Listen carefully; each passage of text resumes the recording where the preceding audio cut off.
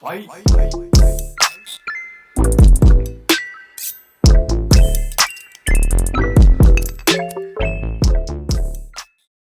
Welcome back to the Two Pointers podcast. I'm Trevor Everett. I'm going to be a little rusty. I'll just say it out front. I haven't done a pod since whatever date the Game 5 of the NBA Finals was. We were live with Grayson talking the post-game stuff. But congrats to the Nuggets once more. I've said that many, many a times. But since then, an entire NBA draft cycle process has happened.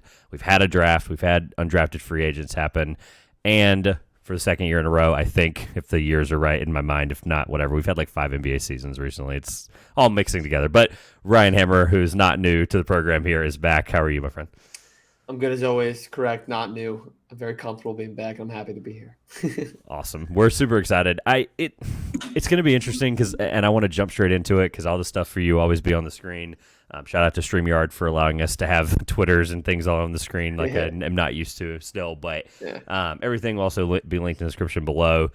Most of your stuff is literally the same as you see on the screen here, or either your full name or on TikTok. I'm not worried. Don't worry. It'll all be there. They'll find me. I do want to start off with something I haven't told you about yet because I thought it would be funnier to see what you would say live. But, I do want to issue you a personal thank you, and I'm going to explain what this is. So if you remember last summer, you and the Gym Range guys had a little trivia showdown show out here. I remember. That was one of the funniest things I've ever done as a creator. It's still one of the funniest things. I put together a little clip, if you remember, of Alex quoting every single national champion basically that ever got brought up in the show, right? 44 would get brought up and he'd be like, oh, that was Utah. Or it would be like, Carl goes, hey, if I'm going to guess this is one of my answers, but Alex will probably tell me that it's in the 1950s, right? And it was, right? He just kept rattling them off. Alex is a funny guy. That Instagram reel went relatively viral for my sake, so thank you. And it also actually, funny enough, got found by a local radio station here in the Triad, which was really cool, which then partnered a relationship with some of the guys over at Tobacco Road Sports Radio, and now I'm a recurring guest on the show on Friday at 4 o'clock there. Because of Alex's national champion knowledge. I love it. Oh my God. Because of your appearance and Alex's fun. It was a long story there, but just putting it all together. Shout out to Michael Davis from Out of Pocket with Michael Davis on Tobacco Sports Radio. Just for having me on every week, basically. He found the Instagram reel and he was like, "This is hilarious. How can we do a show?" And I was like, "I don't know. Let's figure something out." So, that's funny. All things considered, that was just a fun thank you. So, of course. What we want to actually talk about, the Chris Paul trade has happened since I've done anything with a microphone in front of me. So, I really just want to. I've already made it. I've been on other shows. I've tweeted stuff about it, but I really just want to talk about it. Hear where you are with it. I think I have some concerns, but I just would like to just iron them out, kind of figure out where we are on it, just to make sure I have the correct parameters in front of me. Because a lot of people were like, people before this trade were talking about potentially going to Golden State straight from Phoenix. It was obviously a little more complicated than that. So let me just make sure I've got the full trade here. Shout out to Basketball Reference transactions window here. But Chris Paul basically was moved for Jordan Poole, right? More Jordan Poole and a conglomerate of picks. There was really nothing else in there that would have really changed my mind on either team or would have swayed anything. So I guess ultimately, where were you? What was your reaction on just knowing now that Chris Paul is now playing with Steph Curry?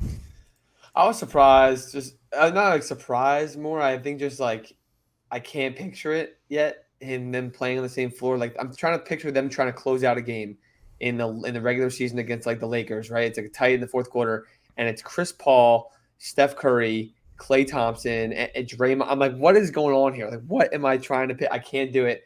I like you have some concerns. I think Chris Paul is so smart and mature enough to be able to fit into any team in the league. I am fully confident in that. I feel like Chris Paul has been very polarizing since he went to the Suns and he became even more in the limelight because they became a contender and got to the finals one year.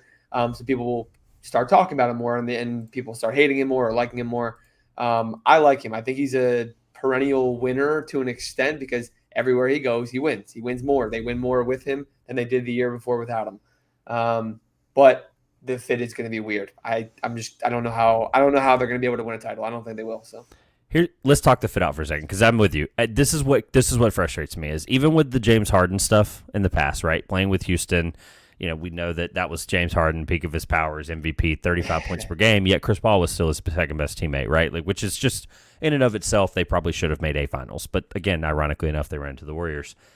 The part about the Paul Harden thing that was so interesting was Harden could basically do everything. Nothing changed for Harden, right? If anything, he got better because there's a guy that's going to pass him the ball.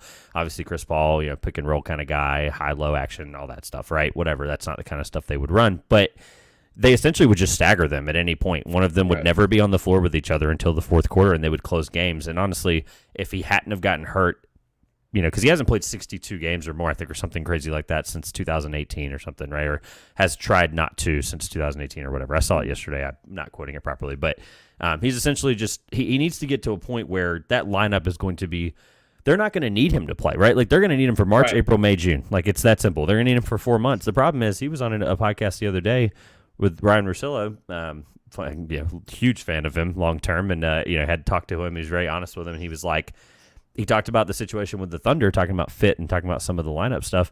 The Thunder wanted him to play like the Al Horford role, and they were just going to move him. They basically guaranteed him, like, let's play like the way we did with Al Horford, and let's move you on, right? It was very, very clear. I'm not going to quote exactly what he said because I don't want to do any editing later, but he was basically like, screw that, I'm not doing it. And they end up making the playoffs. So, and their best lineup was with Schroeder, SGA, and him all together. So didn't even make any sense. So landing the plane here, and we can talk about it openly, like, I think the part about the fit that scares me is we know that he can be malleable, right? We know he's mature enough. You said that, right?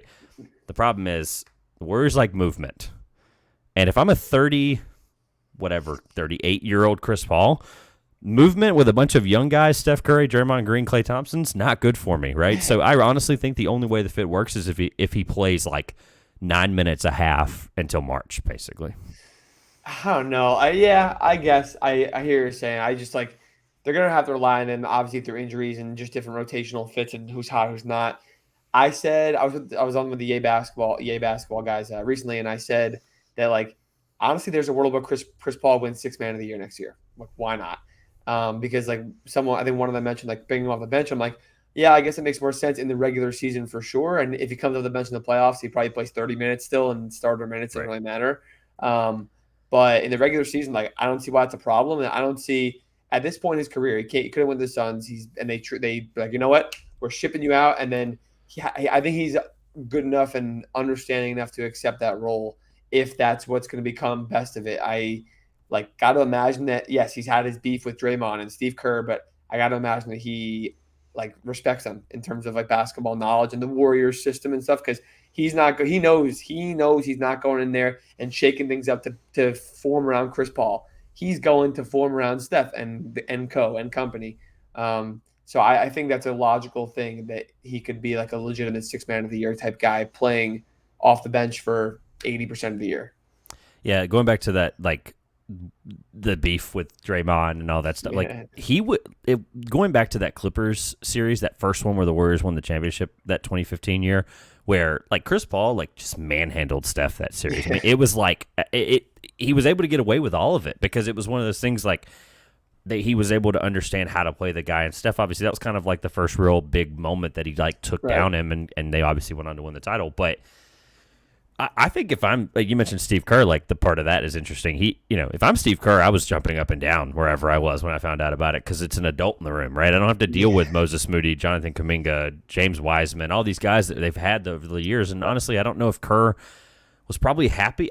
This is just me going off of my intuition here, thinking about it. But like, I think Kerr's excited to have somebody he can coach and somebody who's, a willing and able veteran that understands how to play basketball, right? Their IQ instantly goes through the roof. I mean, this is just a team that's already smart, already knows how to play together, and then also instantly brings in a guy that's one of the smartest players of all time. So it's just kind of like a seamless fit, I think. Yeah, and like their front office, they had a change in this offseason, and you can see in the way they're going about their acquisitions in terms of Chris Paul, the draft. They're going older, experience, understanding they want to win now. They know their time is up with this core, and they understand that drafting another Jonathan Kuminga and James Wiseman is not going to get them anywhere. They understand that keeping Jordan Poole around probably is going to get them anywhere. So they went for Chris Paul. They took Trace Jackson-Davis, who's 22 years old. They took Podziemski, he plays like a vet. He only played 2 years in school, but they're going by a different strategy. And they're doing – like if I look at this team on paper compared to last year's team, obviously in hindsight we know what happened to this Warriors team this season in the playoffs, this past season. But it just looks 10 times more enticing and like enticing to get behind in terms of maybe being able to win a title. But I still don't think they're going to be able to win one. So Yeah, I don't even want to try to throw out any kind of finals or like. it's way too early. Yeah. Well, no, but yeah. still, this is going to be their team. They're not going to make any more changes. So Regardless, yeah, because they're probably going to lose DiVincenzo to free agency, and that they'll probably have some kind of mid-level or something. Yeah, they'll get some guys on veteran minimums. People want to play with Chris Paul. So I think at the end of the day, because it's a long way. Free agency hasn't even happened yet, but at the end of the day, I do think ultimately it makes the West even more fun because at the end of the day, you're getting a guy who, if I'm, the list is very short of guys that just completely elevate and change a team since 2005. That's the year he was drafted by the Hornets. The list is short of guys that just completely change a franchise and change the way we look at things. And, this is some research for somebody on Twitter if they'd like to do it. But, this is probably the most time someone who's a future Hall of Famer has ever been traded. Like, it's kind of crazy to think that he's been a part of now. He was went from the Hornets to the Clippers, from the Clippers to what could have been the Lakers, obviously, with that, David Stern rolling over in his grave, even talking about that trade, vetoing that. Then signed with the Rockets as a free agent. I guess he technically was traded there, then signed as a free agent. Then the Oklahoma City year, made them immediately better, traded to the Suns, and then traded to Washington, and now technically traded to Golden State. No, yeah, so crazy. Just, again, no backing or research to that. Like you mentioned, Trace Jackson Davis and Brandon Pajewski. We're about to go into the draft in just a moment, but I do think it's going to be fun because I think it's always going to probably be better than worse with Chris Paul, and I have to bet on that pedigree. So yeah, and people hate, like I said before, people hate on Chris Paul saying he's a loser because he can't win a title. He's not a top 15, 20 player of all time. Like all the guys that win titles right now, right? Even KD and Steph, like they're top 20 players of all time. LeBron, obviously. Giannis probably going to end up there. Jokic is probably already there at this point, to be completely honest. Like these guys are already there, and that's why they're winning titles right now. Like, Chris Paul is not that guy. He needs to be with other guys, and that's fine. But you can still be a winner and a Hall of Famer and a great player. But I just don't like. It's such like a, I don't want to call it like a low level IQ like take on Chris Paul. I just feel like it's disrespectful. That's all. Nah, I'm completely with you. So it's going to be interesting to find out the more. I think there's more there, but I've never been a Jordan Poole guy. That's the last thing I'll say. I've never been a Jordan Poole guy. Oh, yeah, I forgot about that part. Even with, I kind of wanted to not address it, but then I was like, well, I guess it did. I mean, he's gonna be in most improved player conversation immediately, right? He's just score because 20 a game, man. they're gonna. Hey, it literally his year could not have turned around so much better than anyone's. Like it, he went from in a matter of 12 months getting punched in the mouth by one of the best veteran leaders, ring winners of all time, right? Like guy that you just, not everyone's going to get along with Draymond Green. That's apparent, right? He's the enforcer, yeah. And love him or hate him, he's good at what he does, right? You go from getting punched in the mouth, which earns you a 4-year bajillion-dollar contract. I don't have the number in front of me, right?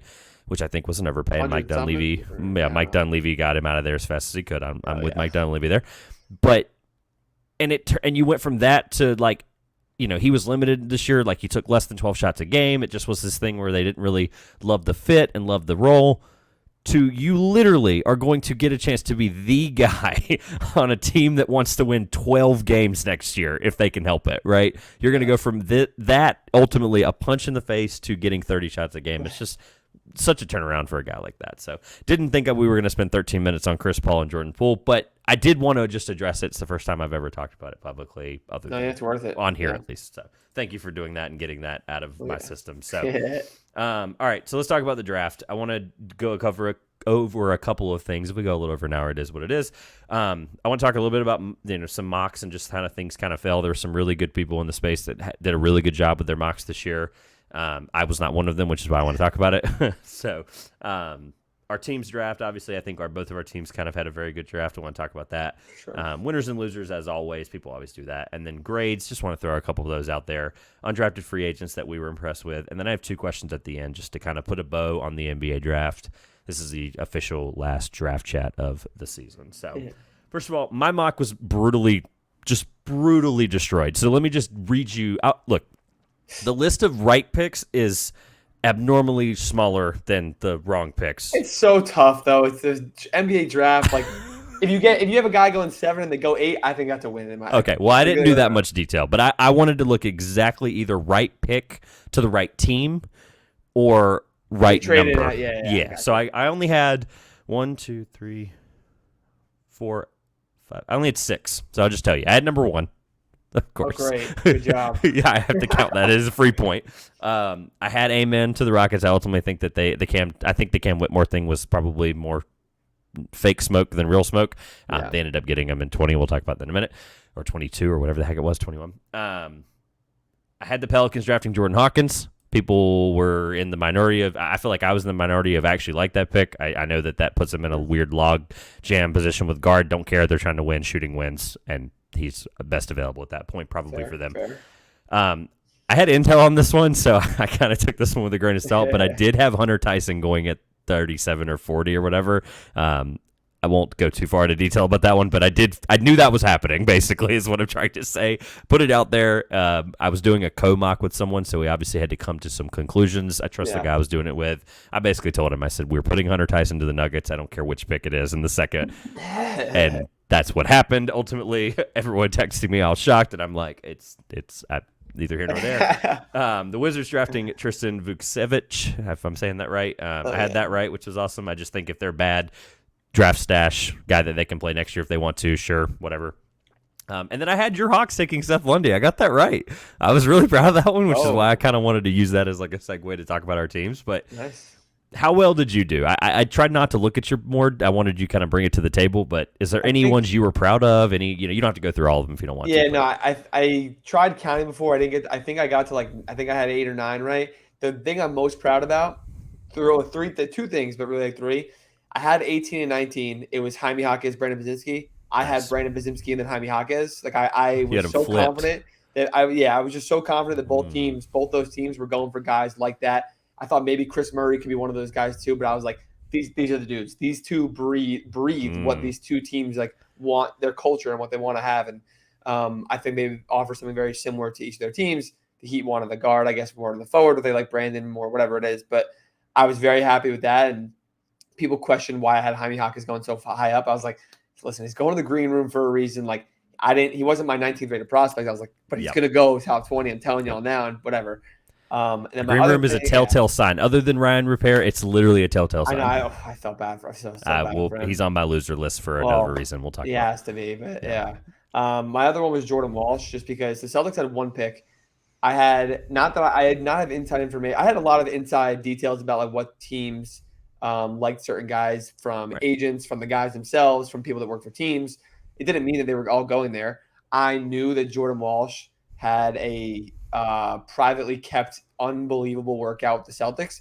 And also it just makes so much sense. Like that's exactly what they need, is add another piece like that. I'm like literally perfect, especially to fill in for Grant Williams if he is going to go. He's coming. I didn't really, exactly. Out the door. This is a great way to backfill. Whether they were, so they started at 25. Going into the draft, they were at 25. I put Jordan Walsh there. If I knew they were going to be at 38, I would have put Jordan Walsh there. Like it didn't matter to me. He was always going to the Celtics, my mock. So I was very proud that once they took him, I was like, not like surprised, but I was like, oh, it actually happened. All right, here we go. It took 62 tries because they kept moving that pick around like 4 different times. I know. I thought he was going to go at some point, but I think that they were confident that other teams didn't like him as much as they did. He basically shot the freaking lights out on top of doing everything else that he does well in his workout with the Celtics, and they wouldn't tell anybody about that. So he had some fans in front offices from everything I understood and heard. I'm not as high on him. We'll talk about our boards and kind of how some of that reflected in a little bit here towards Leonard Losers, but yeah, I'm very happy that he went to a place that I think makes sense for him. And ultimately, again, I think, you follow a lot of people in this space and you try to see, how other people feel about other guys, and maybe you can learn from that, et cetera. And you were always the Jordan Walsh guy that I would always remember. I'm like, okay, I know I'm not like, there's you, there's me, and then there's somewhere in the middle. Yeah. So I was like, yeah, that's fine. Like, I think he'll go to a good place, and I do think Boston was probably the right place. So any more? Keep going. Put Walsh. Any others? Any snipers in the second? You were like, I had Imani Bates going to 49 to the Cavs. Of all, just that was the place. See, I tinkered with it, but then I think, I don't remember who I went with. I think I ultimately left it up to Phil. But he's exactly. You can say what you want about Imani Bates. It's exactly what they need, is wing scoring for their depth, for their bench, their depth. Like he's going to play right away. He's probably on a 2-way, I imagine, but he's going to be on the first team. Like they need him. Other than that, in the second, I didn't do great. I did better in the second than I did in the first, which was so funny. I had Pickett going to the Pacers. He went to the Nuggets eventually, but it was technically the Pacers pick at first, but I don't take pride in that. Other than that, in the second, I didn't have any like big snipes or anything like that. A lot of guys like I had Jalen Wilson a spot off. I had I think Isaiah Wong close. Like it's just what it is. Yeah. I love Jalen Pickett. I don't love him 32, love him, but I had someone who I trust as a scout text me and was like, He's gonna be fine. Yeah. that they were texting me that he was going to be a Euro guy in 2 to 3 years, and I was like, I don't believe that whatsoever. I'm the opposite. I didn't think 32 good, but I love Jalen. He might Pickett. be. I He could be, think but he he's going to also be an NBA player. That's yeah. He also might be Andrew Nemhard like right away. To be right. honest. That's the comparison I keep getting of like where that was, right outside the end of the first, etc. Exactly. I'm trying to pull up really fast. You mentioned somebody at the end. We talking about Pickett. Who were we just talking about? Cleveland. I had Cleveland taking Kobe Brown, which if he was there, they might have taken him. but he was gone 19 or 29 picks before that or whatever it was. I couldn't. Even, I was like the Kobe Brown. I was like, oh my god! Like I was getting up to like get some, right at the middle of the break there. They go to commercial, first to second round break there to give Tatum time to come up to the podium, and I got up as that pick was coming in, and I like literally I remember walking in my kitchen. I stopped and walked 3 steps backwards and turned around and looked up, and I went, "What?" And I was, by the way, literally like 2 days before I turned my mock in or I turned my board in. I'd put Kobe Brown up a few spots, like probably 6-7 spots, and wasn't anywhere near 30. So, all right. Let's talk about our teams really fast, and then let's get into winners, losers. I have a lot of them. We'll have to rapid fire them, and then that's fine. Yeah. So our teams. We'll start with yours, right? So your team took Kobe Buffkin at 15, who I think was a relatively late riser in this process. Had a really good couple of workouts. I think a lot of teams were. I know he was floated out as not every guy can be a lottery guy, but. People were like, watch out, he might be a lottery guy. Just outside of it, of course. And then I know that you like Seth Lundy, so this is not a conversation that will take very long because I knew this already. People knew this already. But the fact that he was there, you took him, and you're happy with him. So where are you, grade or whatever you want to say? We'll get to grades later. But how happy are you?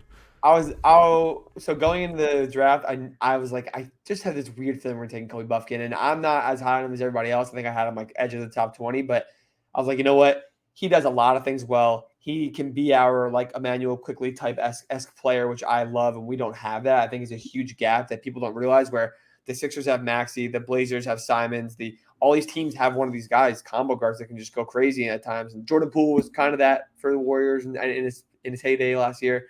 But I was really happy to get one of those. He's a good defender. He's smart. I was happy with the pick. Listen, I want a Keontae George. I'm not gonna lie. Like it can be like I love Keontae George. I was like, bring him to Atlanta. He is the kind of combo guard that will score 30 on a given night, and you see the value in him there. I also understand they went Kobe Buffkin. I was ready for the pick. I like Jalen Hutchins also, but I was fine with it. And Seth Lundy, I honestly didn't even realize he was on the board. Like it was so late in the night for me, and I was so tired, and my eyes were like in pain. And then they said Seth Lundy, and I was like, oh my god! I was like, he's still on the board. I was very happy though. But we traded Ryan Rollins last year in the same way. We traded back. With the Warriors, and I was watching TV, trying not to look at Twitter, and they were like, assistant commissioner was like, "Oh, and the Hawks take Ryan Rollins." I was like, "No freaking way! That's awesome! I love that pick." And then I go on Twitter, and he got traded, so I had to make sure that Seth Lundy didn't get traded. But I was very happy with both the picks realistically because I understand the Buffkin hype. So yeah, I think I landed Buffkin at I'm looking at it now 16, so I think that's just perfect, right where I thought he was worth, and yeah. I know he's not a wing, but you throw enough guard wings at the wall, eventually you guys keep throwing them at the wall. Yeah. Someone's going to stick eventually, right? So, and some of them have, right? Like you're not going to get all of them, right? And that's just the thing Hawks have been doing lately. It's just they're going to eventually one of these wings is going to break through, which AJ Griffin I think was a very good one that I was lower on. I think our draft picks have been good. It's just like they have been, yeah. We just haven't been giving everybody the opportunity to completely shine, like for the most part that they deserve. Like a Kongwu, like all right, just put them in the starting 5. I don't really care. That's fair. But to your point, you're right. Like, keep taking complimentary guys like that can fill in, and like we're gonna be good enough. So one of them's gonna break through the standard role player ceiling. Like one of them will be. We'll see. Trying to throw out a role player that's been really good. Like one of them will be Kevon Looney, right? Like Kevon Looney was a role player for a while and then just broke through and was an impactful guy for them. Seth Lundy, 3-and-D All-Star. Hey, you guys had 4 All-Stars in 2013 or whatever year that was, so nothing's out of the window. A possibility. I'll be really fast on the Lakers pick. I'm going to save my full thoughts for till we get to losers, but I think that was ultimately no, not them. I'll explain it later. Don't let me forget. When we get to losers, I'll make sure I explain it. I love it. I'm a JHS guy. I love him. I had him at 11 to finish the year. Very, very high on him. Love him. Can't wait to see him be a versatile positional defender, ball handler. Problem is he's 30% catch and shoot. LeBron likes catch and shoot guys. Believe it or not, his pull-up dribble three is better than his catch and shoot three, so he's got to work some of that stuff out. And then I had Max Lewis at 19. What am I, like 40? They traded with Indiana to get that, and Max Lewis, he stays in California, stays near Pepperdine. Like, he's going to get to play. Like, he's going to play a ton for South Bay. Don't get me wrong. He's going to play a ton for South Bay. But, like, and honestly, JHS might as well. But Maxwell Lewis at 40, I mean, I'm floored by this draft, and, like, my expectations were they were going to be, like, both those guys were going to be gone, and both those guys were going to be to somebody else right before us, and I was going to cry about it. So, I'm thrilled. I can't say anything else other than I'm thrilled. I'm with you. They were good picks. Max, I know that Pepperdine winning 7 games in the WCC actually rubbed off wrong on scouts where they were like, 100%. Something's got like I don't care how bad the team is. You're in the WCC and you want to be like a lottery pick or a top 20 pick. Like you can't win 7 games. Like I do see a side of that. His defense was lackluster. It was more like focus, I think, than anything else. But man, he is one skilled offensive player. I think it was great value. I think there's a chance that they get him into the rotation at some point later in the year throughout the season because they're going to need random plug and play offensive guys just to like come in, score 10 on a random night. And he could definitely do that. So, yeah, he reminds me, I think his comp, I didn't do a ton of comps this year, I'll be honest, because I had to explain to 74 times on Twitter and on pods that it reminds me of. Right, so it's complete. I think I mentioned to you the Keontae George one, Bradley Beal. That was just a perfect reminds me of. Like if I close my eyes, I saw that. By the way, love the idea of Keontae George there instead of Buffkin because I had Keontae mocked to Dallas at 10, and Reddit destroyed me, and I got like 72 extra comments on Reddit after the pick. So I just muted my notifications for Reddit. But you live and you learn. All right, let's do winners, losers, because I think there's a ton of these. I think winners are going to be the more fun thing we talk about because ultimately it is based on the value of where you had guys. I mean, I think you're going to call somebody a winner because you like Pajemski, right? Like you know, sounds like that was something you valued more. I had him a little bit lower than most, so like I'm not going to necessarily call that a win. So I guess the question I would ask is, who is your biggest winner? Who walked away just grin on their face, ear to ear, ready for next season? I think when I posted something, I put the entire state of Texas. I like that. I saw that. Yeah. The Spurs, they really couldn't do much wrong. Like even if they took me at 33 and you at 44, like it just didn't matter. But they did well. I guess they traded out. They didn't want to take on 2. They took City at great value, and the Rockets are obvious. Like, good Lord, Cam Whitmore at 20 is wild. I don't care if the medical reports. He has a little extra cartilage in his knee that might be a problem down the road. Great. We'll figure that out down the road if it ever becomes a problem. We'll take it out and let him play next year or the year after. Like, and then the Mavs. I thought the Mavs were awesome. They got their guy in Lively. They would have taken him at 10 if they didn't find a trade 100%. He's a great fit there. And they moved back 2 spots to get extra picks. And then they got rid of Berton's contract. They offloaded that. They took on Rashawn Holmes, who people don't like. I get that, but I think he's definitely going to be used in their rotation. And then they got a free pick for it to take Omax Prosper. Like it was literally a free pick. I could not believe that the Kings did that. Yeah. The Dallas thing, I think I went back and forth between the last couple of days trying to figure out where I landed on it. I would call it probably a win ultimately, just because if you love Omax that much, you're essentially. I don't even love him. Like, well, they clearly do because they would have not taken him there. Yeah. But the point is like their free agency is essentially handcuffed now, right? It's the mid level and that's it, right? So they basically they made their bed in a good way on draft night, which I think is where I would teeter between winner and loser. And you're going to have to really hope that 19-year-old Derek Lively is going to turn out and play immediately, and so is Omax. That's the part that that makes me want to lean away from winner, but that's it. Like I think otherwise, I think you're right. I think they had to explore trying to trade for Capella, Miles Turner, DeAndre, you name it. Every center in the league that could be even remotely available, they had to explore it. Nothing came up on draft night, and they're like, you know what? We can't wait and bank on getting one. Let's just go get him. Let's get one now. We think we see enough. Like, I think he's going to be in a great spot where he's not going to be relied on too much. And he's a great defender. He's going to be fine defending right away. It's can he be on the floor on offense, like in the end of games? I think is going to be the big worry. That's all. I'll stick to teams before I get into some of the like outside the lines ones that are kind of fun to think about. Yeah. I'll give you this. I had the Mavs moves written down as winners still, even after what we just I tried to give you devil's advocate there. Of course. We talked about JHS and Max Lewis already. I'll give you this one because I know what you. I think I know how you feel about it, but then I want to give you my real winner that I was actually just like, yes, let's go. Yeah.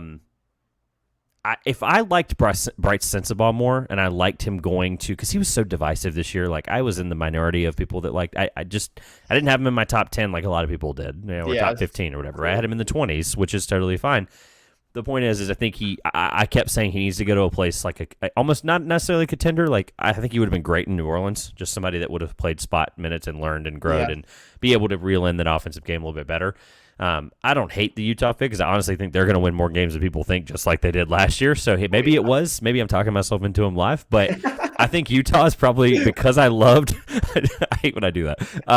I love Taylor Hendricks. He was. Let me just make sure so I don't misquote myself. He was 5th on my board. So love Taylor Hendricks, and I'm very happy to say he went there. I think he's going to be an unbelievable pick next to Walker Kessler. I love Keontae George. Had him at, let's just make sure again, one more time. Again, based on our own boards is why we would say winner or loser. Right, of course. Keontae at 10. So there you go. I was higher on him than most anyway. And then I guess now that I'm saying it out loud, Bryce I'm pretty happy with so, because of the role with Utah. And as long as they give him that Jordan honestly, oh, dude, see, hold on, wait a minute. Jordan Clarkson, Bryce Sensabaugh. I could just see how that's a beautiful, beautiful marriage there. So actually, I'll just give you this. Utah, I think, was a winner. And then my real one that I want to discuss, and you can throw some Utah thoughts out there as well. I had Jarris Walker 3 since February, and Indiana traded back and still got him. Yeah. I don't care who the other 64 picks they made were. Like I'm not even looking at it because I don't want to talk about it. Yeah. Jarris Walker being my 3rd best available player, they trade back and still get him. They're the winner of the night for me. Yeah, my worry for the Pacers was like. Not worry. I was like, all right, Hendricks or Jarris should be available on the board for them. If it's only one, they take the one. If it's two, I don't know what they went through in their workouts and stuff like that. But Jarris is probably a little bit of a better player and upside. I agree with you. Like they had a good night, and that was a great job. Like they moved back one spot. They obviously said to the Wizards, "Hey, who are you taking?" Just so we know it's not our guy. And they're like, "We're gonna take him below Koulibaly." And they're like, great. You can take the pick. But. I agree there. Definitely agree in Utah. I have been known as the biggest Bryce Sensabaugh hater you'll find. I think when someone put together one of those like community mocks or community boards of like the high and low. The low was like 40. I think I ended with Bryce at like 34, 35, something like that. Wow. But I wanted to have him 39, 40. So just to real fast, I had him 34, but I wanted to put like something in my body was like, I let the people get to me too much. You know what I'm trying to say? Where I was like, I don't want to disrespect him too much, but we'll talk about that in a little bit. Like I wanted to put Lundy over him, Omax, Imani, City Sissoko. Like I wanted to do it, but I didn't do it. It was still good value was what I was trying to say. It was still good value at 28 because that is fine for me. Late first, great. You could take him if you want to take him, especially when you took 2 good players already for great value. Hendricks was my number 10. But I think he's worth a top 5 or 6 pick in the right team. And Keontae was my number 8, and that's my dog right there. So that was a great pick. Okay, so then the Bryce thing, I knew you were low, but I didn't know you were. And we'll talk about board influence at the end because I want to talk about it. I do think it's a conversation that needs to be put on a bow for this season. So, because I just give you an example. I had Bilal Coulibaly unranked in April because I was stubborn and I literally did not evaluate him or did not want to if I did already because I was so convinced he was a lottery pick next year. Right. And then I had a pod with Nathan Grubel from No Ceilings. Been doing this a long time, very respected figure. And he basically laid out this 5 to 7 minute case on Bilal Coulibaly, and I said, all right, fine. I texted him that night, and 3.5 hours later, I had Bilal somewhere in the 16 to 19 range. So and that's where he ended. He ended at 14. I ended him as a lottery pick for the year. So ultimately, I think we learn. And he made the quote is I've had to bleep it out, but the quote famously on this show was, he says, if it's my board, ultimately, sometimes you just have to believe it, believe it, and stick to it, and pick. Obviously, you could have done that with Bryce, and we'll talk about that at the end. So yeah. All right. So Indiana. Ultimately, I looked it up, and I actually don't like any other pick that they made. So it's kind of like they're a winner in the sense that they got my guy at 3. No, Who and, I had at and 3. the So top influences the rest of it. Like if you do well at the top, the rest almost doesn't matter sometimes. So I think there's some value, especially since we evaluate so many people nowadays. But I didn't like Ben Shepherd for the placement. I know other teams liked him. I knew somebody in the first was going to like him. Pacers liked him, so whatever. I don't like trading Julian Strother whatsoever. But Denver said, we'll take him gladly off your hands, and they did. They traded Jalen Pickett to the Nuggets once more. The Nuggets draft Maxwell Lewis, traded to the Lakers, but that pick was via the Pacers, so that's another whatever, right? The Lakers draft Mojave King, and he was traded to the Pacers. I didn't have Mojave in my top 75 to end the year, so all things considered, and then they drafted Isaiah Wong. So I like Wong, I guess. I guess if I could put a bow on the Pacers part of it, but I don't know, man. I think they were a winner because they got Jarris Walker. Yeah, that's fair.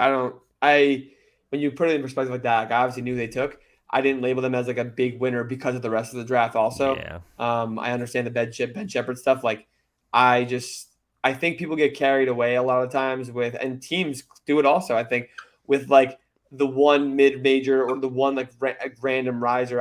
It wasn't random. That's disrespectful to say about him because he had a great combine, great process. He had a great year at Belmont. He's an awesome player.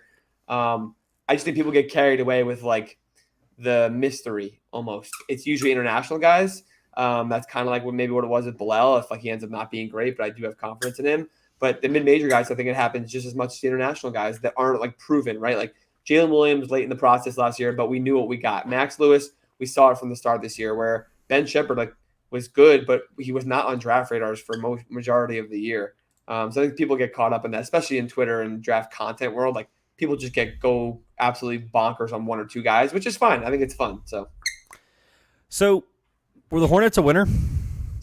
No, just because they picked 2. But they had a great draft otherwise, I thought. And then Brandon Miller, I think Brandon Miller is going to be very good and like probably make an All-Star game at least in some capacity and be a 20 points per game scorer for a few years.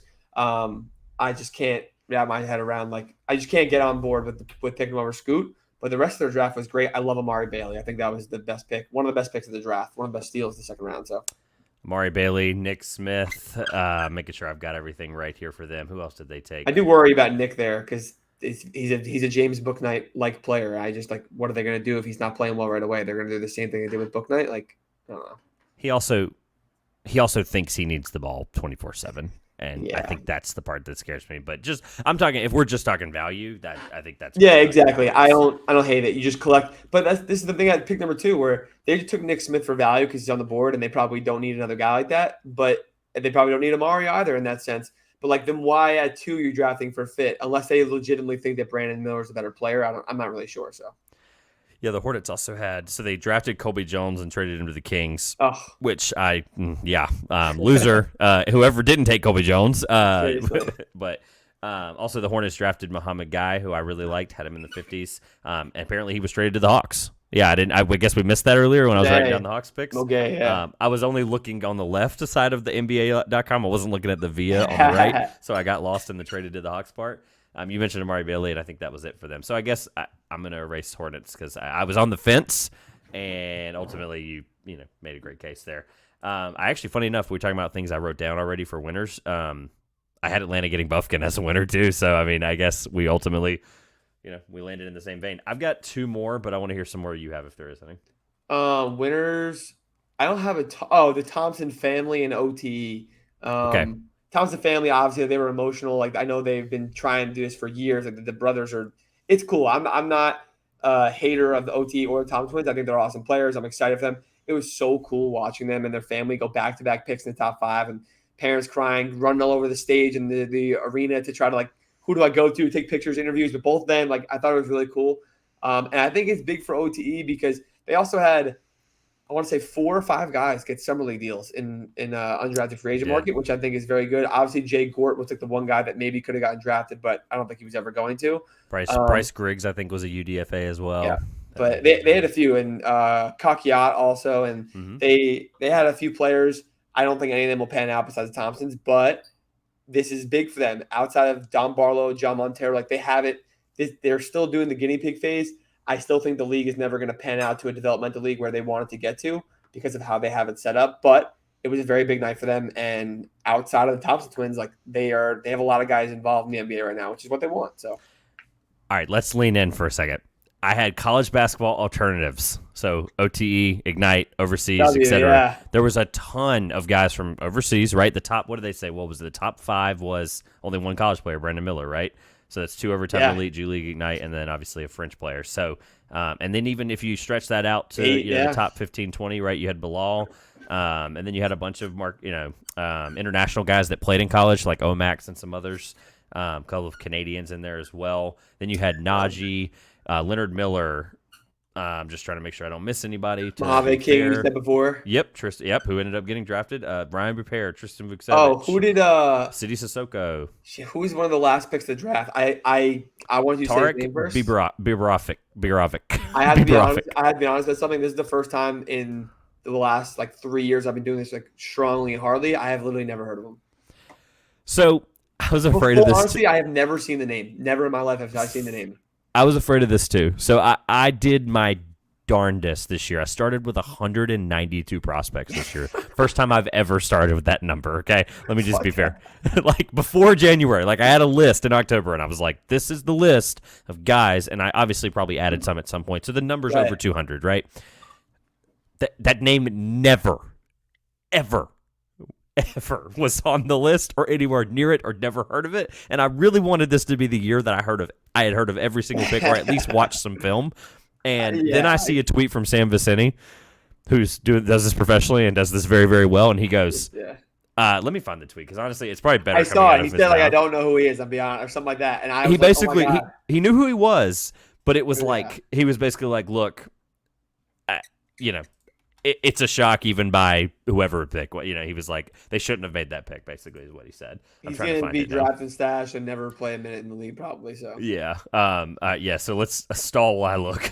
I'm looking right now because I wanted to find that pick. It was so funny. It was the night of the draft. Yeah. Let's see. June 26th. Let's see. That was June 25th, June 22nd. Gosh, I'm already forgetting what day the draft was.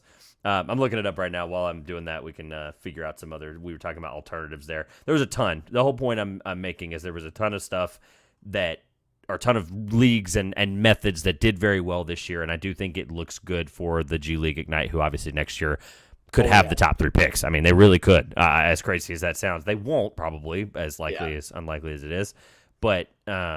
Ultimately, I think it was a win for anybody that didn't go to. No, I agree. A program that wasn't college. I agree, and I have a very interesting chart that you'll like a lot to support this coming out. I'll probably do it either tonight after this or tomorrow. It basically shows in the last 5 years the total draft value of produced of different teams. So college teams, G League Ignite, OT, all these kind of things. It shows drafted players, at least 3 drafted players in the last 5 years. Total draft value, and then the quality, so average value per draft pick of all those players. G League Ignite, if I did the last 3 years, Duke is well ahead of everybody else, but G League Ignite in the 3 years is the second basically highest rated team out of every college, everything, higher than Kentucky, Gonzaga, Memphis is up there. But if you give them 2 more years, they'll jump Duke for sure, which is wild to think about. But even the NBL I have is high, the Spanish league, the French league, they're all ranked pretty high. So, and clarify the name, what would this be called? The value. I call it NBA draft pick production in the last 5 years. So producing draft picks, and I did draft picks instead of anything career based because once they're out of your hands, it's kind of not you. It's not Kentucky's fault if Casey Wallace isn't good in the NBA. I don't think. I think it's more. It's the team's fault. Yeah. Yeah, it's hard to kind of attest that because maybe it is the program at times, but Kentucky's a good example. They've proven it that it's definitely not going to be their fault. So this is good though. Someone sent me one that they did. It was a spreadsheet of the last 20 years, I think, or 15 years, and it was something similar called volatile draft positions, and it was what positions ultimately succeed in the last 20 years, and it showed the change and evolution of the league. And his whole agenda with it was that power forwards are always going to be the thing in the NBA, a thing in the NBA, and he was right. The stats back it up. Other than your random dragon benders that just didn't work out, it was kind of power forwards just ultimately have a 70% success rate, which is the weirdest thing ever out loud, but it's true. Weird. And I wonder what they classify as power forwards too. I think Is it was any Thon utility Maker a power forward. forward? Well, I don't think so. Yeah, he I should think be. I think it was his opinion is what he went off of just to be Fair enough. safe. But it was also like I think he went with any utility forward that was 6'7" or taller. Fair Because you enough. can't be a power forward that's 6'6". That's more of an outlier than anything. That's PJ Tucker, Draymond Green, Must say, etc. unless you're like EJ Liddell, also, I think that's about it. Yeah, so it's kind of like I think he Maybe might have 6'8", I like think. I think Draymond was like the exception to the rule in that category. Fair. I did find Sam Vicini's tweet. All right, hit me. So all that, I thank you for telling. Truly, the thought never crossed my mind to rank Tarek Biberovic. I'm really bad when it comes to pronunciation, so I'm not helping. There you go. I'm not helping you here. That is a mind melter of a pick, even for me, who did, by the way, he did 180,000 word draft manifesto, basically. Shout out Memphis. I'm impressed. That's amazing. Below it, truly, that's not a shot at Memphis or Tariq or Tarek either. Only reasons I had him on a list anywhere is because of an early entry withdrawal from the 2021 NBA draft and has played EuroLeague minutes this year. Wow. I love when my brain gets totally melted by a pick. And then somebody I know like tweets back at him, I'm embarrassed by my ranking of him. I don't know what that means. But so anyway, Tarek was quite the out of left field. But yes. Him and Gigi Jackson, what a duo of a draft night for Memphis. They are having some offseason. I had Gigi as a loser because of just the fact he shouldn't have been taken that late. But my last two winners really fast. Really fast. We talked about college basketball alternative programs, OT, Ignite Overseas. I think it was just a great night for them. That was my biggest winner. I had them written at the very top. Colby Jones of Sacramento made me smile for sure. And then I think the Nets had a really good draft. I really do. I wasn't a super high on Noah Clowney, but honestly, I think I'm going to look back, and if he pops, I'm going to understand why I was wrong, and I'm going to not cry about it because he would be a shot blocking. He would basically be Nicholas Claxton, but with a 3-pointer. With a jumper, exactly. Which is awesome. Yeah. Which is awesome. Like, I'm there, right? Like, if I'm wrong on Clowney, who I eventually had at, let's see, 37, like, if he gets second round value, I think that's not bad. Like, I think that's a good pick. And then Whitehead, I all year had him in the top 5, had him in the top 10, had him in the top 15. I had to keep him 5 spots higher than everybody all year just because of just the propaganda that I always felt was there. I finished him at 15, 1 spot above Kobe Buffkin. So, again, like it. And then I don't like it. I don't like, who was the last one? Let's see. Jalen Wilson. I don't love that because I want him to be on, like, the Suns where he could actually play. But, honestly, I think it might be good to get some of, like, the bad habits out. And then actually he might play if they start winning games in the next 3 to 5 years. Yeah, I think it's good to have a guy. Like, you take 2 young upside guys. I think it's good to have a vet like that you think might. And I've been a proponent of in the second round. Take a guy that you know what you're getting. Take Marcus Sasser, obviously was in round 1, but like Andrew Nemar, Malcolm Brogdon, Jalen Brunson.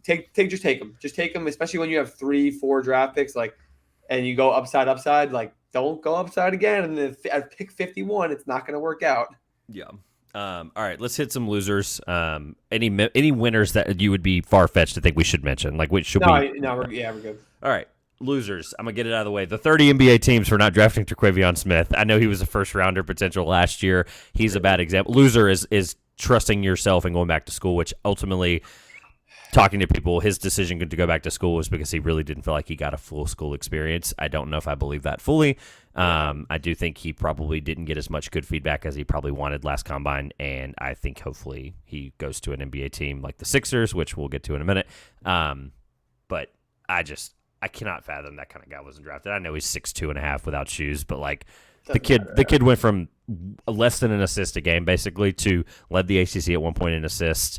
Led the ACC at one point and 3-point percentage at the beginning of the year, went through his slumps, showed on-ball defense improvement. I am obviously very biased. I am a fan of the school that he played basketball for, and I went to 14 games. I understand that, but the kid was so good, and I'm so mad about it. 30 NBA teams, just shame on them. Yeah, no, it sucks for him, and it will suck for the 29 teams outside of the – to be fair, the Sixers and the Knicks, but the Sixers didn't have a pick, and they got him right away. So that's fair. That's fair. I didn't think about that. 29. The Knicks should have traded in, and the Sixers were the ones that got him, but they didn't have a pick, so they didn't really pass on him. You know what I'm saying? Yeah, so they didn't have to, and they didn't give up anything either. That's good. Yeah, no future assets. But yeah, it sucks for him. It sucks for him going down at that, and you can go down the list of guys like Repair was a green room guy who fell. GG was a guy who reclassed. I think he was like I had him to a lottery level pick, and that fall kind of just sucks. But there's a whole list of guys like that. It's like, Yeah, Chris Livingston went last pick. I don't want to even talk about Chris Livingston because like they wanted him. Rich Paul wanted him to go last pick to Milwaukee after he should have went back to school. Like you got a terrible camp and a bad agency and bad representation in my opinion. But I'll say, yeah, there's a whole list of guys like that like got screwed, and it is what it is. all I'll say about Livingston, because I know how you feel about it. You've made that very clear, and I don't want to go any further with it either. I do find it really weird that Shams was tweeting about him 35 days ago, and it was very, very cryptic and specific about Chris Livingston, about some of the stuff like that ended up transpiring, funny enough, wink, wink. And then to find the tweet, quote it, and it to be, I don't know. It was ready. It was fishy. It was almost fishy. I was like, I know Shams is connected more than anyone, but to just be that home, like, how much is Rich Paul paying him to tweet that? That's what I gotta know. I think he just gave the information, and he was like, "You're going to be the one with it." And they probably they know each other so well at this point through all stuff like this, and it's just so weird to like tell your client, "Hey, like, don't worry, like, we have a guarantee. It's the last pick in the draft, but you want to go to Milwaukee. They'll treat you right. They'll develop you. You'll be the next Giannis, probably some stupid stuff like that. Like, there's no way in hell he shouldn't go back to school. Even honestly, like, I thought he was going to transfer. I was like, he had a terrible year at Kentucky. Like, Kentucky fans basically wanted to run him out. Like, just go back to school, transfer, go to somewhere else, dominate, because he is talented and he can be very good. Because that's what the portal and NIL money can offer you. But whatever. Never mind. Next. I love it.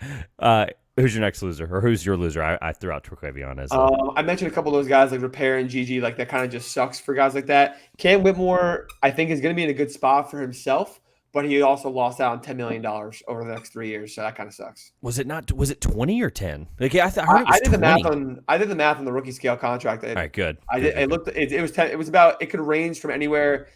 Like we don't know where he would have got drafted. So right. I did it from 5. I think it was over 10. It was like 11 or 12 million. It's not good. 20 million because some people were making it out like egregious, and I was like, no, I'm pretty sure it's somewhere in the 10 to 15 range. But that's good.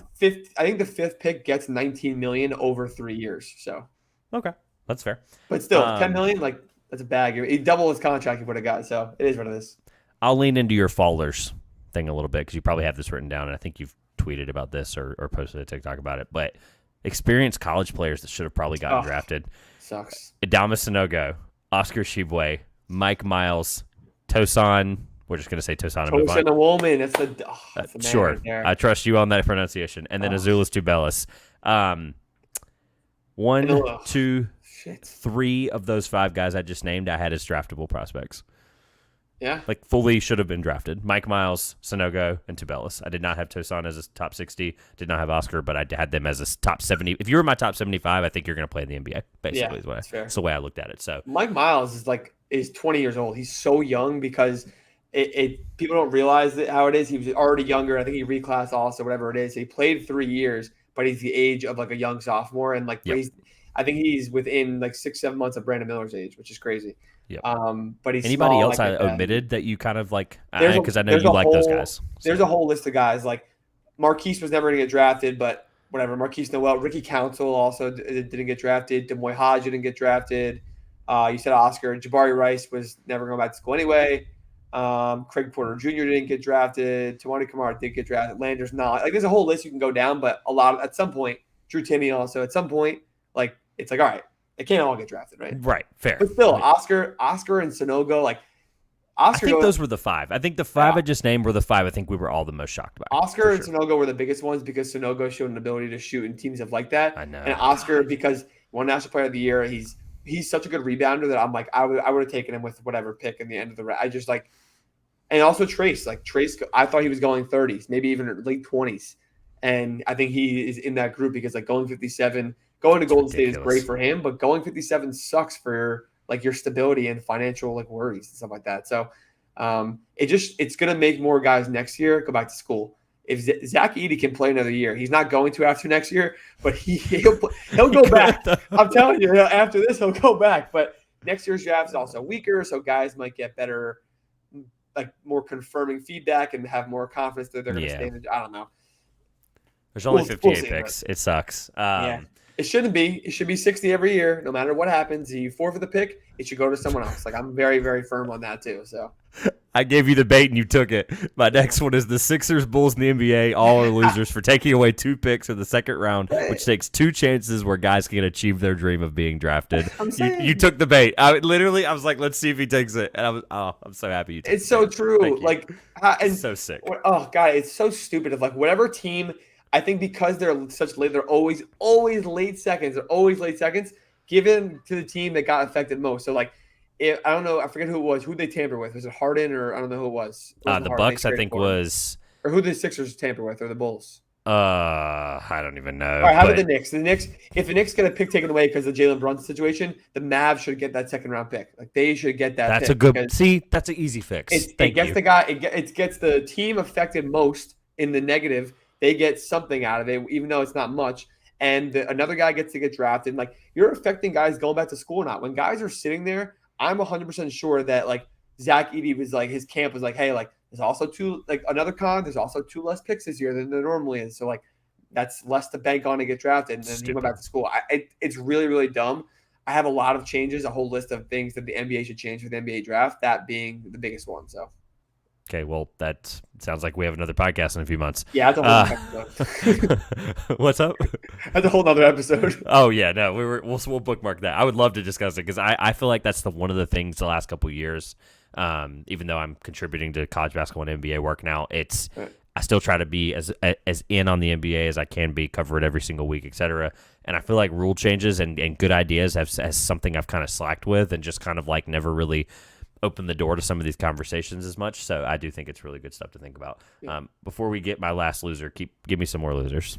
The Magic, and it's really the only team that I'm like loser because I think the Grizzlies did a bad job too. Not even just because of last pick, because trading out and not having the chance to get a cheap rotational player, whatever. But the Magic, I love Anthony Black. You know that. Everybody knows that. I don't care that they overcrowded their guard room. They're not good enough to worry about that right now. Correct. I think that was actually a good pick, and I mocked that. I was ready for it. Pick 11, taking Jet might be fine. They're just overloading on Michigan players because what else, right? Why not? And taking him over Grady is crazy to me, and taking him even over Hawkins. You want a wing shooter, like he's smaller, but he can play the wing a little bit. So I think that's going to turn out to bite them. I think that was a reach for value. The worst part, though, even worse than that, trading pick 36 in this draft is a late first round pick. It's a late first round value of all the guys that are on the board. Trading a late first, basically at pick 36 for the Bucks 32nd in cash is like stupid. I don't even know what to say. It's asinine. It is actually insane. You're trading a late first rounder value for nothing. You get nothing out of it. And Andre Jackson's going to help them try to win a title. So yeah, the Michigan thing is funny because, funny enough, the last time that happened, 2 Michigan guys in the top 15 was Juwan and Jalen. If you didn't know that, I don't know if you do that. So there you go. Now they have 4 Michigan guys in their roster too. Yeah, because Houston was there, Caleb Houston was there, and both the Wagners and now Jet Howard. Yeah, it has to be a thing. It has to be like, hey, like you know what, we know him really well because we know our Michigan guys. Like let's do it. Great, the Magic can go lose another few seasons, even though their team is good. So I'm definitely in the minority of I would call the Magic a loser for a couple different reasons. I don't think Anthony Black. I know I am in the lower camp of him, not as low as most, but I would call them a loser. I wouldn't call them a loser, I guess, necessarily, just because of I liked the Jet pick over Grady Dick because I think if Jet can improve upon the things that I think are there that we never saw, I think he'll always have a better potential to be better than Grady Dick. And I'm not saying that's just because Grady Dick is a tall white shooter. Like that just I don't know. If my ceiling here is Kyle Korver, worst case scenario or best case, it's where do you draw the line with a ceiling? I think Jet Howard's ceiling is just probably a little bit higher long term. And I think Crowded is a good. I mean, honestly, I think he provides shooting and positional size, but I almost think he might not have been a great fit from the size and positional standpoint more than just the taking him over Grady Dick. I think that's an opinion thing ultimately, but I do agree with you though. Like from the Anthony Black standpoint, whether I like him or not, I think because of what he can be as a defender, I think he's a great choice even at 6. Just because of I can't let my own board influence somebody. Like I know teams have their own opinions, and that's ultimately what they're going to do and how they feel. And Anthony Black, I agree with you because of I wouldn't call him a loser just because of ultimately. I'm trying to figure out the best way to word this, but like it's gonna be tough for him. They're not good enough though. Like I'm with you. I think that's a great point. They're not good enough to worry about that. And ultimately, Yeah. I think it is what it I is. just think they love Markelle Fultz, but they wish they could have had him from the get-go, from the beginning of his career. Obviously, he was the number one pick, so they couldn't. And I think they're like, you know what? We're gonna have a better chance with it. We're gonna have that chance with Anthony Black, who's bigger, better defender, and like with maybe not more upside than what Markelle came in the league with, but similar upside with different, more balance of two-way ability. So I think there's a lot to like. And with Jalen Suggs not panning out as great as they thought so early on, although I have a lot of confidence in him. His ceiling is definitely lower to my eyes, so I get it. Any other losers? I think I had another. I don't know. Not really. I think we got through most of them, for me at least. I got my last one: the broadcast and the tweeting of the picks, and just Oh the whole crap God, storm that it Shams. always is every single year, right? So I appreciate Woj for taking the high ground. Yeah. Here's the issue. We can't give him Say that it, much credit, right? Say it. We can't give him the issue, right? Maybe we're not on the same page about this. Maybe not. He takes the high road to focus on the broadcast, and the broadcast blows. Like he didn't make it any better or worse. They would pan to him and do the thing that he would normally be tweeting, right? Yeah. They were like, "Hey, what are they thinking, or what are they doing, or what are they this?" And then the broadcast at one point addressed Shams' picks. Yeah. Is that what you were thinking? What were am I on the same page here? So Woj he said like, I'm actually not going to be tweeting out the picks, and I was like, oh my God, thank you God. Obviously the Sham stuff is the worst. So two things about it. At one point, I think it was midway through the first, Woj started tweeting the picks again. At some point, he started tweeting some of them or something. He only did one or two because it was tied to a trade that he had to report. And then I agree with you, still shouldn't have done it. I was still pissed. But the other thing was he had to do it because of a tie to the trade. And then it was almost the way he worded it was like basically an FU to Shams that he got the information first about. It was Bryce. It was the Bryce Sensabaugh pick. It was the Jazz had a pre-draft love and targeting of Bryce Sensabaugh. Yeah. And they have 28 here now because of da-da-da-da. And it was like just information jargon, and it was stupid. And but the other part about the Shams stuff is that like Shams would tweet it, and I muted him for the night. But then Legion Hoops and NBA Central, and they all, per Shams, the Bryce Sensabaugh is going here at 20. I'm like, oh my God, shut up. Like, none of us want that. No one wants that. And the problem is, like, I really got frustrated. Like, they don't acknowledge that, where Shams won't acknowledge that. Fine. These accounts are literally just going to keep doing it and doing it. And, like, nobody cares. It's never going to stop. You don't need 100 retweets and 1,000 likes on an extra few tweets just because you're reporting the pick that Shams is already reporting. If people want to see it, they'll go to Shams. Like, it's so simple. Yeah, I hate that part of the draft. The only thing you can do, I mean, and it's honestly, you can do it, but every single year you can mute the words. I mean, it's not fun. It's not the way we want to do nothing. it. But my timeline is empty. Fair. Yeah, then it's literally like, wait, there's some wrestling event going on or baseball game on? Awesome. So cool. All of your NBA stuff goes out the window. It is what it is. I think here's what I told you I would not forget to come back to. I had this as a loser because I wanted at least to find out 17. I wanted to find out as he walked across the stage. Yeah. JHS, because I was super excited, love JHS, and I can't believe he fell to 17. And it's not a loser from the Lakers or JHS's perspective. It's the fact that I found out by accident because someone in a group chat, not even Twitter, someone in a group chat, you know how when you like look at the bubble of the group chat and you can see it ahead of time, or like you can see like the preview of it. It was basically like you can see you can see the preview of the you see that exactly. Simple, right? Somebody was like messages. Oh my God. It's the 9 people I talk to the most, so it's just like whatever. I don't have to find them later. But it was basically like, hey, oh my gosh, what a pick, or like I can't believe, and it was like alluding to Indiana base. I was like, what the like, and then I was in a Twitter space with Spurs fans, just hanging out, having fun with Evan Townsend and some of Spurs community. Shout out to Viva La Spur or whatever the heck their hashtag is now. Poor Viva. That's it. Yeah, whatever it is.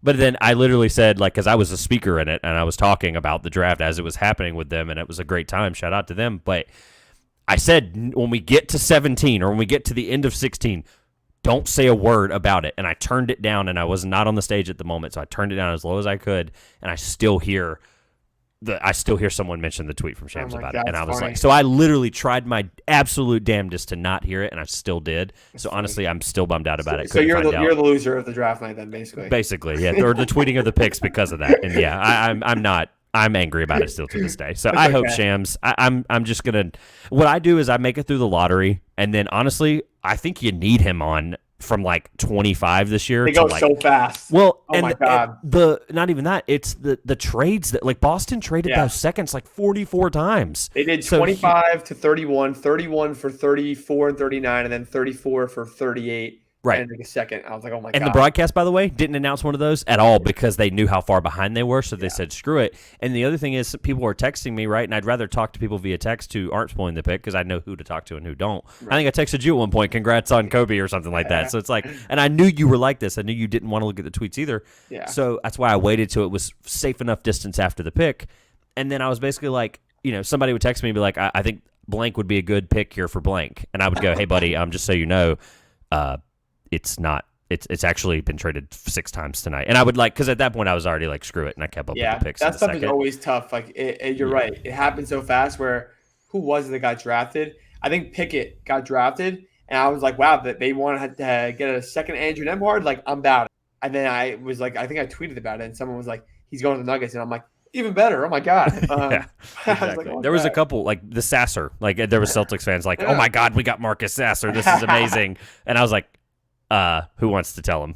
Does he know? So I was like, all right, anyone whatever. that Celtics would be crazy. There was like 9 of those chances where it was like, do they realize they're not getting this guy? Yeah.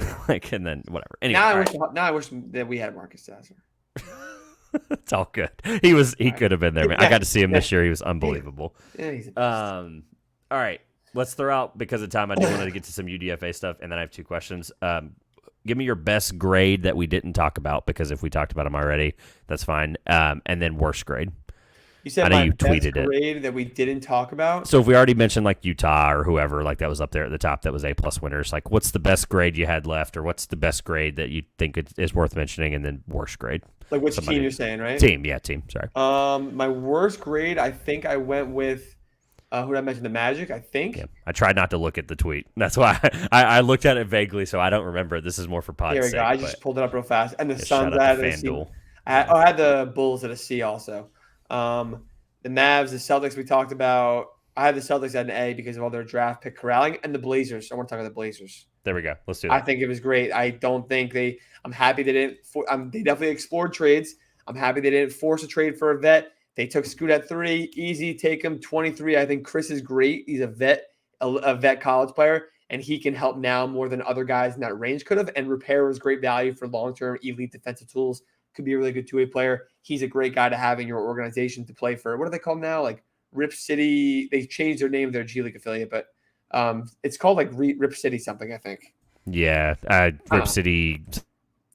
Whatever it is. But I think the Blazers did a really good job of not forcing themselves to go. They probably had offers, but they were like, that's terrible value, and I'm happy they didn't do it. And I'm happy they're probably still going to make some kind of trade, and if they trade any of those young guys, then it immediately gets rescinded.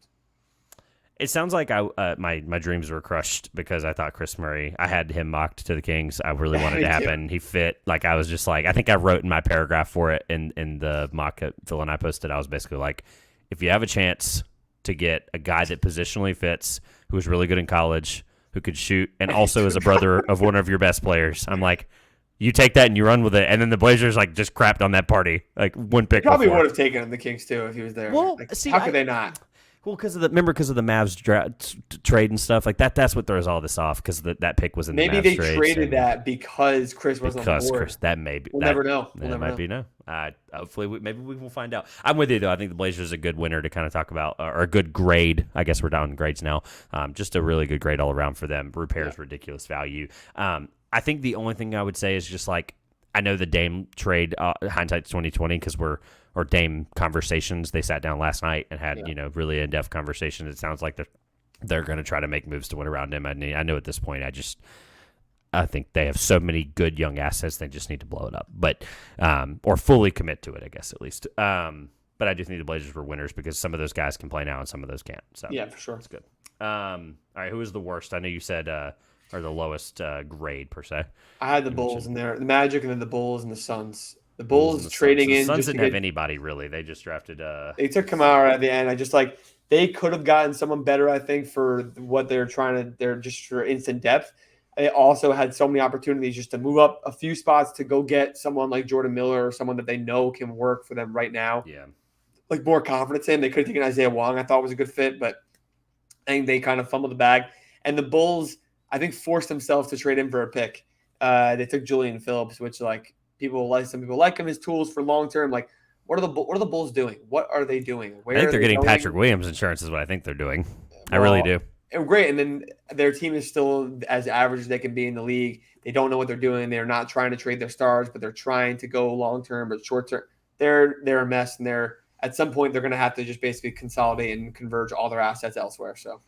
Yeah, I'm with you. I think all those are fair. I love Kamara. Don't love him to the sun. So I think I would just based on that analysis alone. Yeah, I was pushing the Thunder, Jumani Kamara propaganda for months because I was like, he's the perfect guy. He's a ball handler that's comfortable and can score. And they literally would just have him off the bench or play him in Oklahoma City Blue.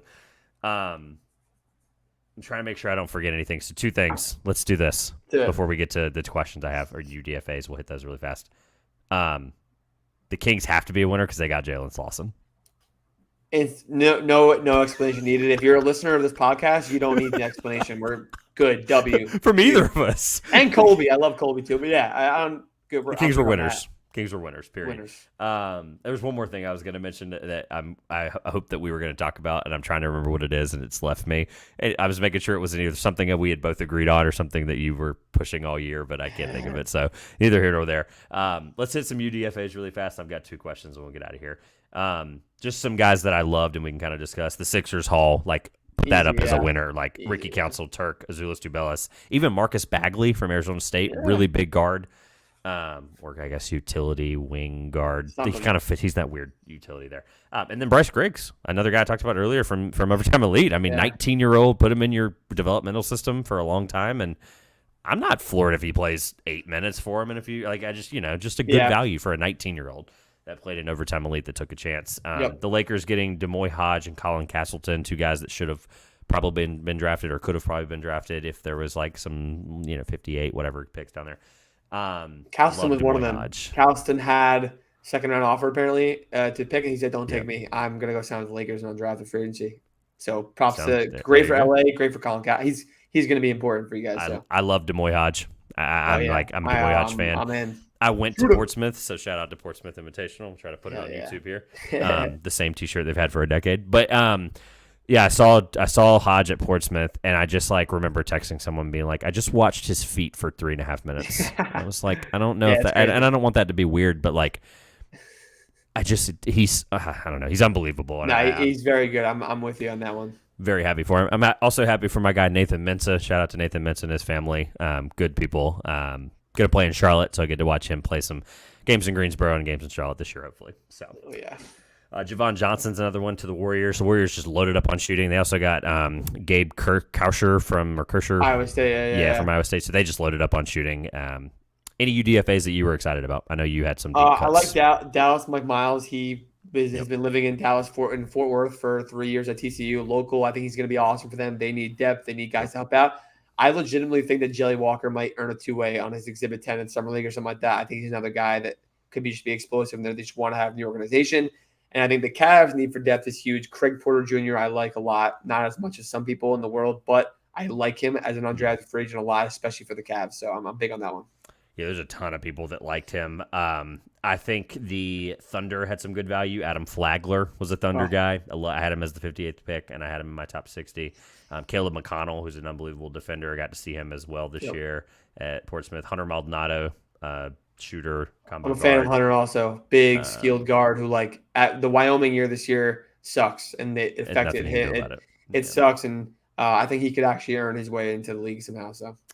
Justin Sewing as well from Ohio State, and then Tanner Groves. All guys who had, by the way, everybody except for Flagler had an unbelievable Portsmouth. So shocker that 4 Portsmouth guys get 4 really good deals. This is my PSA. Go to Portsmouth, have fun, enjoy it. It's worth it. And Jabari Rice. Exactly. He's the MVP.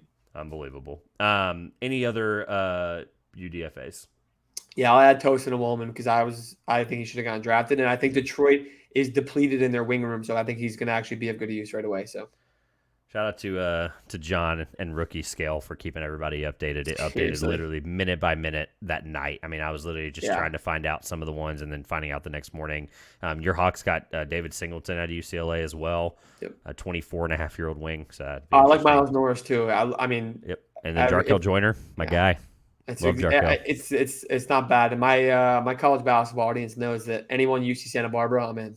I'm freaking in. I love so. it. Yeah. They're going to be really good this year too, I think. Yeah. But there's a lot of great value. I mean, I could go down the list forever of just guys that I loved, either from Portsmouth or not from Portsmouth, but just like, Trey Jemison, Grant Sherfield. Marquise. Got to shout out Marquise also. I'm forgetting somebody right now. Chattanooga. Jake Stevens is another one. Drew Timme. There's so many guys, and 90% of them aren't going to be in the league ever. So it's just crazy. A lot of talent. So that's what makes me so sad about doing this and getting more in depth year by year. Is just like I fall in love with these Portsmouth guys, and I'm just like, I want you to be good. Like I really do. I really, really, really, really want you to be good. And it breaks my heart that they might not. Or it's tough. It's cold world, man. Cold world. The Jazz sound like 74 guys. I mean, Tavion Kinsey, Kihei Clark, Keyshawn Justice, Joey Hauser, Ed Crowell. This is what front offices should do. The Suns do a terrible job. The Sixers do usually a terrible job at evaluating guys. They don't interview guys. They don't bring guys for workouts. They just don't care. And it's very irresponsible. And the Suns summer league team last year was atrocious. I remember watching them. I was like, good Lord, they are just wasting their time and money and like stuff like that. So the Miami Heat, like as always, just got out like 8 guys. They brought the pipeline. Someone will be good. Drew Peterson's my pick for them. Someone will be good. Trenton Massner out of Western Illinois, Taylor Funk, who people had like as like a completely laughable grade on, but like at the end of the day, he's a shooter that's going to play well. Patrick Gardner, I think he is going to stick for them. I fully believe that. Got to see him at Portsmouth. Justin Powell out of Washington State, Javon Franklin, Drew Peterson, Chase Aldige, and Caleb Daniels out of Villanova. So long list. Yeah, they just went out. And I think I'm not missing anybody at this point. I think there's a few others in there. But people can check out the list, rookiescale.com. All right, I have 2 questions for you, and we'll get out of here. Overall, was this draft more positive, negative, like more winners than losers? And are you happy with that conclusion? Yes. No, I just think less like massive winners. But I legitimately was going through grades. I'm like, I actually like, maybe it's because you get more in depth every year and you like a lot of the guys. But I'll say yes. I think a lot of more teams did very well than bad for sure. So I ask a lot of people this year, both publicly and privately, but I'm going to ask you this publicly. What did you learn this year as an evaluator, and how did it help you grow and change as a scout? We talked about a little bit about it earlier. I said that I was going to close with something tough, and this. Yeah, no, the board. I'll mention that the board thing is like, I don't care where other people have guys. I do like looking at them to know where people are, because like if you're whatever, we talk about Anthony Black, you don't like Anthony Black. I want to understand why, because like, am I missing something? And I think that's instead of a lot of people are like, dude, like you're way too low on Anthony Black, like you're stupid for that, like, and then they just go about their time. Like that's someone who's never going to do anything more than what they're doing, which is fine. But you know what I'm saying with that. So I think that's a part of not letting everything influence you, but always looking for more to influence you. I think it's a good thing. Like always trying to find more that you might be missing until you have just gotten to a like ultra 130% confidence rate is something. And then I think just stick with your gut. It's so cliche in every like aspect of life, but like the Bryce Sensabaugh thing where I was nervous. I was like, if he goes lottery, like I will look like a fool on draft night. And if he's good, I'll really look like a fool. But just like stick with your gut on things and who you like, because in a few years, like in not even a year, in 3 months, like when Jalen Williams, I was like, damn, he might be a lottery pick, guys. Like on draft night, I was telling people that, and then he went lottery, and now he almost won Rookie of the Year, and now where he went in the draft is irrelevant. Like people are like, yeah, in a redraft, he's going to go 2, 3, 4 for the next decade and 20 years. So if you like someone, like having them at number 11 versus number 15, because other guys, everyone else likes those other 4 guys that you had ahead of them, is irrelevant. Put them at 11 if you like them. Do it. Just do it. And I did that towards the end. I was like, you know what? Like, F it. I'm just going to put this guy up, but I don't really care. So. Yeah, I think we landed in the same place this year. I do think we all just need to be nicer people to each other when it comes to evaluations. I know Reddit is not the nicest place in the world, but shout out to Reddit for giving me and Phil and some other guys at House Enterprise thousands of views on our draft articles, because people hate read and hate watch, and it is what it is. I can't change that. I'm not going to change the world with that statement. But I agree. I think I'll elaborate a little bit. I think that you need to pay attention to people that do know what they're talking about. And I think that's not from an intel thing. It's from I'm trying to think of an example of somebody that you had that I I maybe disagreed on, where I was like, okay, That's fair. I know what you know what you're talking about, and I believe that, right? So, Yeah, and you're not a perfect example because I don't have yeah. your board in front of me, but like there are people multiple, like Bilal's the one I tell people every year is Bilal. I talked to Nathan. I know Nathan well. I trust Nathan. He's a good dude. And I was like, what am I missing? Like, why am I being so stubborn? Why should it not be this year versus next year, right? And Bilal was a top 8 pick, Yeah. for God's sake. I mean, like, I had him unranked stubbornly, ended him at 14. But yeah, I tried to give you an example of your board versus, what I would say on mine. No, But, I understand what you're saying. Yeah. but ultimately, and then at the end of the day, I do think trusting your gut is important, because coming back to, I had Turk top 20. Nobody had him in the top 20 otherwise, 30, whatever. Right. You just have to trust your gut. And the guy went undrafted, for God's sake. I mean, G.G. Jackson, 45th, whatever pick, right? 40-something pick. I had him 13th, right? Jet Howard was a questionable choice over Gritty Dick. I had him 12th. Jalen Hochefino, 17th. I had him 11th. Might look back at this and be like, wow, I completely understand why that was the way it was, right? Or I might be completely wrong or right in the other vein. I had Brandon Miller 6, Alsar Thompson 7, Amen Thompson 9, Kaysen 8. Yeah. It comes down to, like, sometimes think about what NBA teams would do, right? Like, if your job was on the line, like I tell people all the time, if my job was on the line, Kaysen Wallace is my 3rd prospect on my board. No questions asked. Yeah. There we go. That is literally the reason I put him number 4 this year. I was like, I don't care. Like, I see the top 3. I do not care. I'm never getting fired if I take Kaysen Wallace at pick 4 or 5, whatever. Yep. And the other thing I'll say is, oh no, I forgot what it was. I was trying not to be deep here at the end, but I mean, it's a good thing to think about. I'd like to end draft chat with something like this where it's good, and I'm trying to stall while you're thinking. Yeah, no, it was really good. I forget what it was, to be completely honest, but also, like, back to what you were saying before, it's just not it. But like, no one's gonna come back and look at what your board is and stuff like that. And I know what it was, but no one's gonna come back in 2 years and find your board or my board and be like, you're an idiot, you're wrong. Because Reddit like, will, but people, yeah. And if one person does, like, it's not, they just won't. Like, unless you're literally have some kind of blatant thing where on draft night, like, everyone was already like I don't want to. I'll do it. I don't really care, actually. Bobby Klintman, like the KOC thing with Bobby Klintman, like, no one will know about it because he's not on the draft board at the end. But he was at like 50, and then the moment that he said he's staying in the draft and people assumed a draft promise, he put him from like 50 or 45 to like 21 or 15, yeah. And like that stuff is bad, and like people will remember the stuff like that for big time. I get that. The other thing was to try to, like, understand prospects as people more. Like, I have had the pleasure and, like, I guess honor or luxury of doing that this year more, and talking to a bunch of agents and teams and a lot of players and their families and stuff. And I think you learn so much. Where, like, I talked to Brandon Podziemski and his dad a lot, just because, like, his dad is talkative and wants to talk a lot. I know Colby Jones on a personal level at this point, like Marcus Sasser, I talked to a bunch. Like, it's great to talk to these guys to understand exactly how they see things and where they see themselves going. Because when I talked to, like, Jordan Walsh, a good example, his camp saw, like, I was thinking about, man, like, he's just going to be a workhorse, do all these role things. And his camp was doing all these different shooting exercises, the private workouts that I was getting all these video on. I was talking to them. It's just really, it gives you a really good extra layer of context and understanding that you're not going to find unless you're out there trying to find it. So it's good. I love that. That's a great. I'm glad you remembered that. I'm glad that came. I know. Back up. I'm glad it came back up, because that's a really, really good way to end it. Yeah. So, man, Victor, Scoot, generational guys. We probably thought most of the year, and then stuff got weird. I don't have a beautiful monologue ending to this like I might have had for the NBA season. I wrote like a 2,700 word NBA season monologue, but just stuff like that. You can always compartmentalize things in certain ways, but I'm very happy with this year. I'm very proud of myself. This is just a small little thing I want to say. I'm very proud of myself. Like I said, starting with 192 prospects and cutting it down to 75. I mean, I used to do top 30s and that was it. And I used to just write them down in a notebook. So to get to a point where it's like, here's 6 versions of my board where you get to watch me and critique me from January to June and just see where I feel, the way I feel, and just the kind of year that I was able to have with just talking to people and having fun doing this. So I'm very, very grateful for all of this stuff with the draft. And I, by no way am I a draft person. I love it, but the NBA and college basketball are always going to be the thing that I will always want to prefer, and the draft bridge the gap. The gap. It's great. They're hand in hand. They coincide completely. So yeah.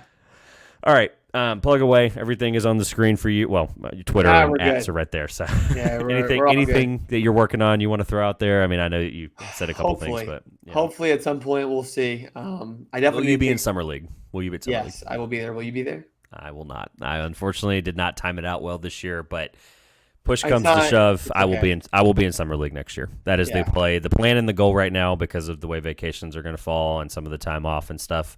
If I can help it, I will be in summer league. It will be my first time in Vegas, and I'm very very excited. I won't be there the whole time, but No, I'm going to try you to kidding figure out a me? No way way. to. It's the Well, not first the whole weekend. time. They Yeah. start on Thursday night. I think this year they start on Friday afternoon, actually. Well, But because they're doing like the Sacramento Classic and the Salt Lake City yeah, I Classic don't and all know. this other But stuff. And I'm like, yeah, whatever. but I think so. Friday and Saturday are usually huge, and then by Monday everyone's gone. So I'm staying until Monday. I wish I was staying until Tuesday just to appreciate Monday of no one being in the arena because Saturday and Mm-hmm. Sunday are gonna suck. But whatever. Yeah. I'm It's gonna a free I'm for gonna go all. see Victor. I'm gonna make sure I see Victor take one jump shot, and I'm like, great, I'm done. I'm good.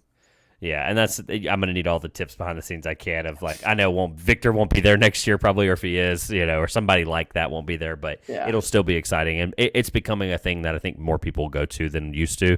Yeah. So I look forward to it, and I'm again trying to figure out a way to make it a vacation with the wife and try to be there for every Smart. second I can be. Smart. So don't know how I'm gonna pull that off, but we're gonna figure something out. So, but good luck, have fun at summer league, and thank you for coming on as Of always. course, I love being here. Thanks for having me on as always.